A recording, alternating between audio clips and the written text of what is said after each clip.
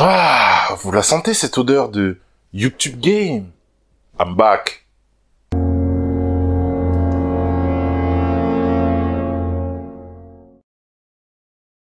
Yo, comment ça va YouTube? Bon, eh ben écoutez, de retour avec un nouveau format, sous couverture, où je vais tout simplement vous donner mes petits coups de cœur que j'ai découverts dans les sorties manga du mois. Et on commence tout de suite avec le mois de février, et on va tout de suite commencer avec Spy Family. Une famille comme les autres, ou presque. Le plus grand espion du monde, une redoutable tueuse à gages et une petite fille télépathe s'unissent pour sauver le monde. Donc Spy Family, alors je vous montre le tome 1, mais c'est le tome 3 qui est sorti ce mois-ci. Moi je connaissais pas du tout la série, et je la découvre, et je me dis mais c'est trop bien. Pourquoi j'ai pas connu avant? C'est trop bien. Alors Spy Family, qu'est-ce que c'est?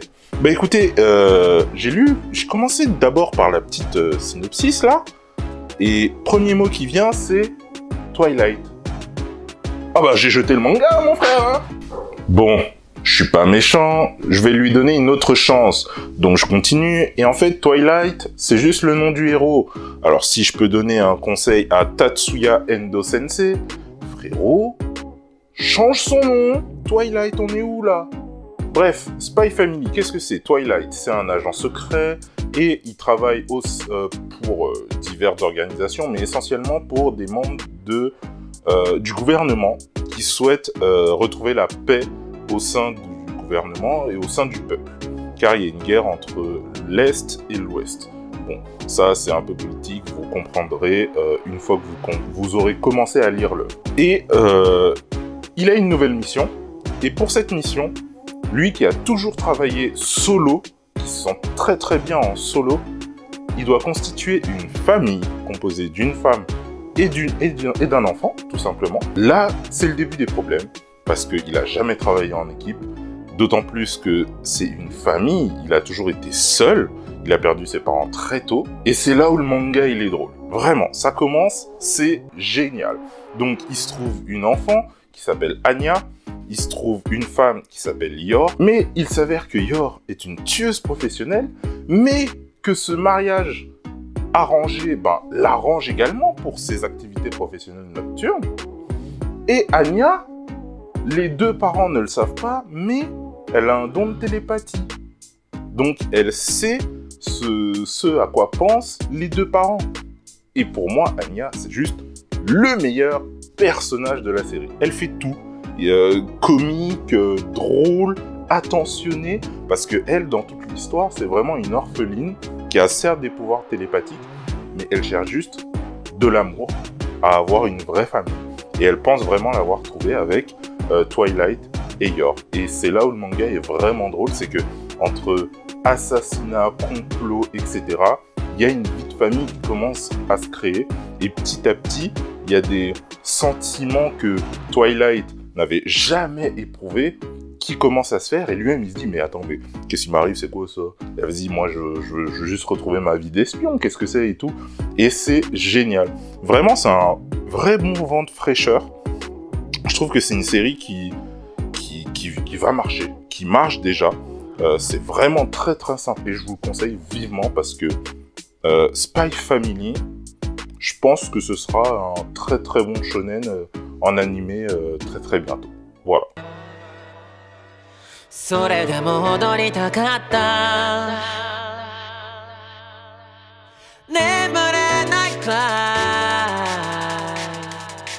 On va enchaîner avec une œuvre que j'ai adoré regarder en animé assez récemment, qui est Dororo.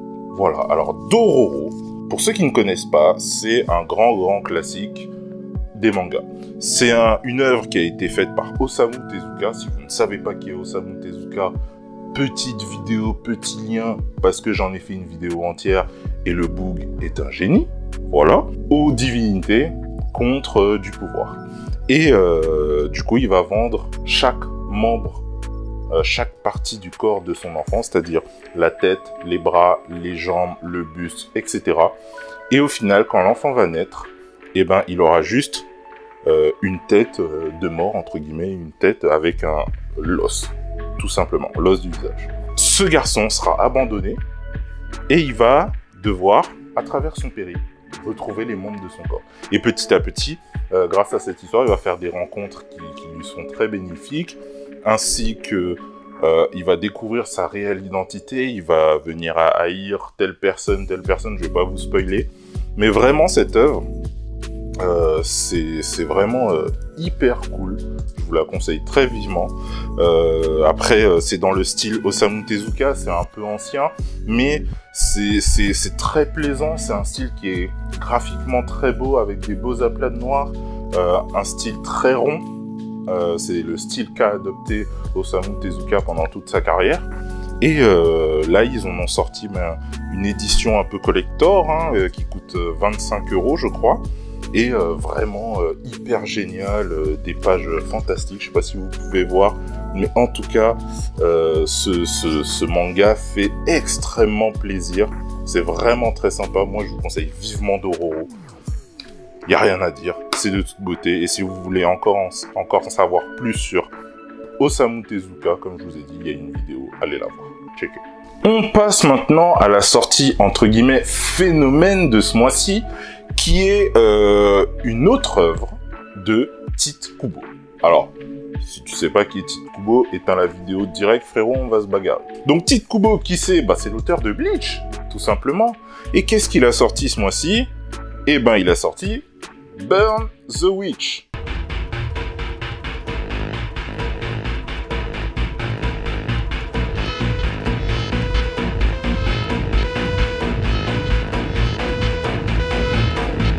Alors, qu'est-ce que c'est Burn the Witch?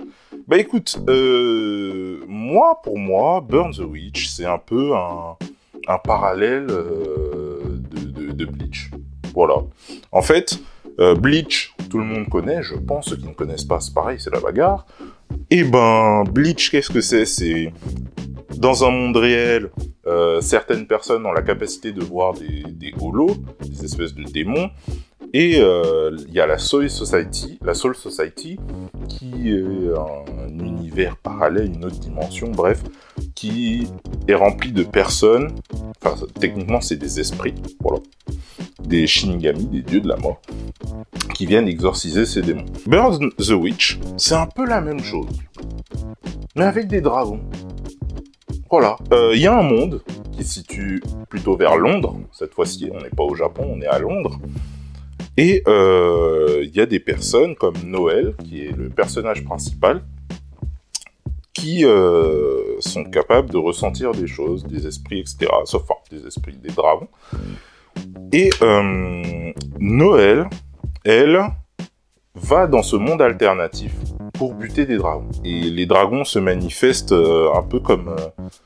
je dirais pas un peu comme des holos, mais ça peut être à travers les humains, à travers les choses, etc. Les humains peuvent être dragonisés, entre guillemets, en pouvoir sortir des dragons, faire naître des dragons. Alors, c'est le début de l'œuvre, on sait pas trop pourquoi les dragons sont les grands méchants de l'histoire, mais voilà, on les exorcise, on les bute. Et Burn the Witch, techniquement, graphiquement, c'est du Bleach, hein, on connaît Tite Kubo, au niveau des chara-design, c'est exceptionnel, comme d'habitude.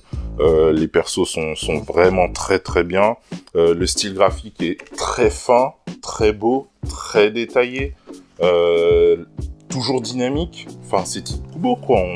On connaît déjà le boug, j'ai envie de dire. Mais Burn the Witch, moi je trouve ça intéressant. Il y a un univers qui est assez riche, qu'on peut exploiter un peu à l'image de Bleach. Pour l'instant, ça prend un peu le même parti, entre guillemets, un peu la même voie. Et je trouve ça vraiment intéressant. Donc voilà, si vous êtes fan de Tite Kubo et de Bleach en général, je pense que Burn the Witch peut vous intéresser. Maintenant, voilà, vous attendez pas à un gros Bankai, Ichigo, blablabla. Non, là, on est sur des sorcières avec une arme un peu bizarre, un espèce de pistolet qui tire des lasers. Je comprends pas trop. Mais c'est vraiment sympa, moi j'aime bien. Donc voilà, je vous le conseille. C'était une des sorties de ce mois de février, j'ai beaucoup aimé. Petite pépite, petit coup de cœur, mais vraiment, plus que les autres je dirais. Je fais pas de favoritisme, mais voilà, c'est mon ressenti. Et je m'y attendais pas du tout. Il s'agit du tome 3 d'Incandescence. Alors, qu'est-ce que c'est Incandescence? Oui, vu la jaquette comme ça, tu te dis, oh, encore un petit shoujo de merde, gna. C'est un seinen, oui, c'est un seinen. Alors, c'est un seinen en 3 tomes, Incandescence, aux éditions Lézard le Noir, d'Ayako Noda. Et en fait, qu'est-ce que c'est? C'est tout con, hein, c'est tout banal. À la base, c'est une adolescente, lors de son job d'été, qui tombe amoureuse d'un homme d'environ une 60aine d'années, qui est boss de la mafia, qui est un yakuza, en fait, tout simplement. Bah, cette jeune fille, elle a quasiment tout pour elle, hein. Elle est jolie, elle est mignonne, elle travaille bien à l'école, elle a une famille qui l'entoure, qui est aimante, sa meilleure amie est présente, etc. Et vous allez voir qu'au fil de l'œuvre, elle va tout plaquer pour ce mec. Elle sait pertinemment qu'il est de la mafia, mais il y a quelque chose en elle qui l'attire et elle veut absolument ce mec-là, de 60 piges. Et voilà, c'est ça l'histoire. Mais ce qui est intéressant, tout est bien dans cette œuvre. C'est en 3 tomes, c'est court, mais vraiment tout est bien. Chapitre 1, on donne les bases, et à la fin du chapitre 1, l'histoire elle débute, on donne le suspense, la trame, et on dit voilà, qu'est-ce qui va se passer? Et tu te dis, bah, tu vas t'attendre à quelque chose, forcément, tu te dis, bon, c'est une histoire d'amour, il va se passer ça. Bah non, pas forcément. Et en fait, toute l'œuvre, le message que l'auteur veut te faire passer, c'est que à travers une personne, une relation, tout ton entourage peut changer. Et c'est exactement ce qui va se passer. Et là, je vais vous mettre une image, une photo des 3 couvertures. Et si vous êtes chaud, sans lire l'œuvre, vous pouvez deviner le message de l'œuvre qu'a voulu faire passer l'auteur. Dites-moi dans les commentaires si vous l'avez trouvé. Mais en tout cas, c'est un vrai coup de crayon, plutôt sympa. Je trouve que le coup de crayon qu'elle a, qui est parfois un peu brouillon, etc., qui est pas forcément ultra détaillé, sied très bien à l'œuvre. Vraiment Incandescence, ça se lit très vite, c'est 3 tomes, édition Lézard le Noir, je crois que c'est environ 10 € ou 11 € le tome. Franchement, vous pouvez foncer, c'est très rapide, très bien, il y a tout dedans qui fonctionne, vraiment. Donc voilà. Bon, et ben voilà, c'était tout pour ce petit numéro. Alors, vous attendez pas un truc de ouf et tout, c'est vraiment des mangas que j'achète personnellement, que je découvre, et vraiment, bah, j'essaye de vous en parler en vidéo pour vous le faire partager, hein. Vous voyez, je suis vraiment au naturel, il n'y a pas de texte scripté ou quoi que ce soit. C'est vraiment ce que je ressens à travers l'œuvre, ce que j'ai ressenti, ce que j'ai aimé, ce que j'ai un peu moins aimé parfois, mais pour l'instant c'est que du bon, que du bonus. Donc voilà, je vous le fais partager. Si ça vous plaît, eh ben allez-y, foncez. Ça fait toujours plaisir de soutenir nos maisons d'édition, même si bon, on sait très bien que c'est un peu cher et tout, mais c'est le prix et c'est normal. Et voilà, on a plein de mangas, plein de découvertes. Il y a des petites maisons d'édition, par exemple Lézard le Noir, je connaissais pas du tout, et j'ai vu un peu ce qu'ils faisaient et ça a l'air vachement intéressant. Donc voilà, allez-y, foncez, j'espère que ça vous aura plu. Si c'est le cas, ben, comme d'hab, hein, le petit partage, les petits blabla dans les commentaires, ce que vous voulez. Nous, on se dit à la prochaine pour de nouvelles vidéos. Vous inquiétez pas, je prépare plein de choses et ça va arriver assez vite normalement. Bref, c'était tout pour moi.